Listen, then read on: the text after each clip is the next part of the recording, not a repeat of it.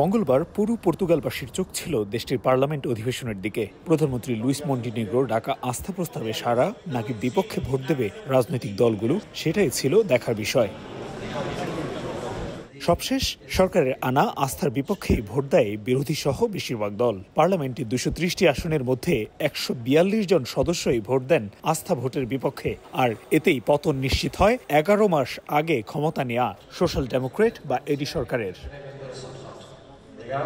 সরকার পতনের পরই 12 মার্চ বুধবার রাজনৈতিক দলগুলোকে ডেকেছেন প্রেসিডেন্ট মার্সেলো। ঐক্যমত্যে পৌঁছানো গেলে এবং নতুন প্রধানমন্ত্রী নিয়োগ না হলে মে মাসে জাতীয় নির্বাচনের তারিখ ঘোষণা করবেন তিনি। নতুন সরকার আসার আগ পর্যন্ত এডি সরকার সীমিত পরিসরে পালন করবে তত্ত্বাবধায়কের ভূমিকা। এদিকে সরকারের আকস্মিক এ পতনে অভিবাসন সংক্রান্ত নানা ইস্যুতে ধীরগতি আসতে পারে বলে শঙ্কা বিশেষজ্ঞদের।